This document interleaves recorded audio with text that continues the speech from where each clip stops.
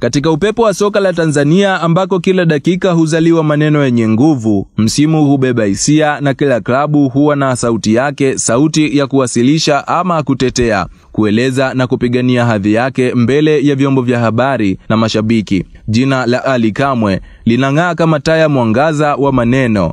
Si tu msemaji, bali ni mwanahabari mahiri, mpenda soka na kioo halisi cha klabu ya Yanga Sports Club. Katika zama za kisasa za ushindani wa ndani na nje ya uwanja, Ally Kamwe alizaliwa na kukulia nchini Tanzania. Tangu akiwa kijana alikuwa na mapenzi makubwa na mpira wa miguu na ulimwengu wa habari. Aliamini kuwa mpira si miguu tu na mabao, bali ni lugha, hisia, sauti na masimulizi.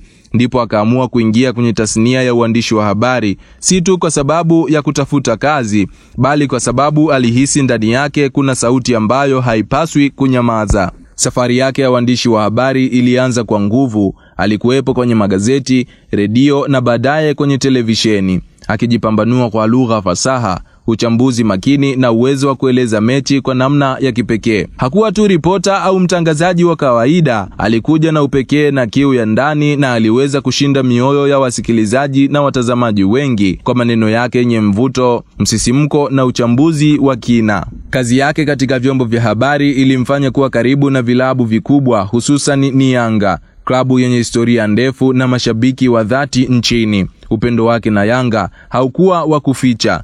Alijulikana kama mfuasi halisi wa klabu hiyo, si tu kwa kuvaa jezi au kuangalia mechi, bali kuelezea historia, utamaduni, changamoto, mafanikio ya Yanga kwa uchungu na uzito wa kipekee. Kwa muda mrefu Kamwe alikuwa Yanga damdamu, hata kabla ya kupewa nafasi ya kuzungumzia rasmi kwa niaba ya klabu. Alishiriki mijadala mikali ya soka, midahalo ya redio na mijadala ya runinga kwa uwezo wa juu. Maneno yake yalikuwa na sauti ya kupigania, sauti ya klabu kubwa inayotaka hadhi yake iheshimiwe, itambulike na ithaminiwe katika kila jukwaa. Kama ilivyokuwa ndoto ya wengi waliomwangalia kwa jicho la ndani, hatimaye aliteuliwa kuwa msemaji mkuu wa klabu ya Yanga.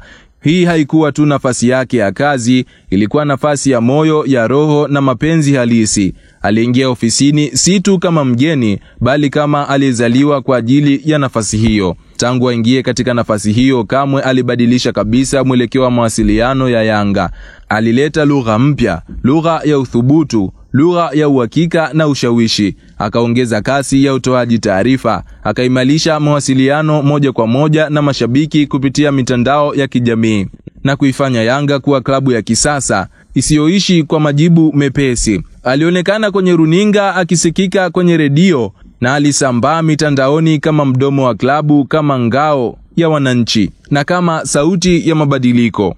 Katika vipindi vya mechi kubwa dhidi ya watani wa jadi Simba Sports Club au mashindano ya kimataifa kama CAF Champions League na Confederation Cup, Kamwe alikuwa mstari wa mbele, akitoa taarifa zenye msisitizo, akiwasha moto wa ushindani kwa maneno ya kisiasa ya soka, na wakati mwingine akikoleza upinzani wa kihistoria kwa utamu wa maneno ya kijanja yenye kudokeza ujasiri na kuamsha ari ya mashabiki wa Yanga. Lakini mbali na maneno yake ya kisiasa ya mpira, Kamwe amekuwa sauti tulivu pindi mambo yanapohitaji hekima. Ameshiriki kutoa taarifa za maelezo, kusuluhisha mkanganyiko na wakati mwingine kutuliza jazba za mashabiki pale inapobidi. Uwezo wake wa kutumia lugha ya busara, mzaha, uzito au msisitizo ni miongoni mwa sababu zilizomweka katika kiwango cha juu cha kuaminiwa.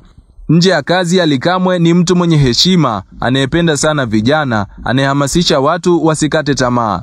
Ameonekana kwenye majukwaa mbalimbali ya vijana akihamasisha kuhusu nafasi ya elimu, kazi na mapenzi ya kweli kwa nchi na michezo. Anaamini kuwa soka linaweza kuunganisha watu, kujenga uchumi na kutengeneza ajira kwa njia ya kisasa. Leo hii, jina la Ally Kamwe limewekwa kama alama ya kisasa ya mawasiliano ya klabu nchini Tanzania.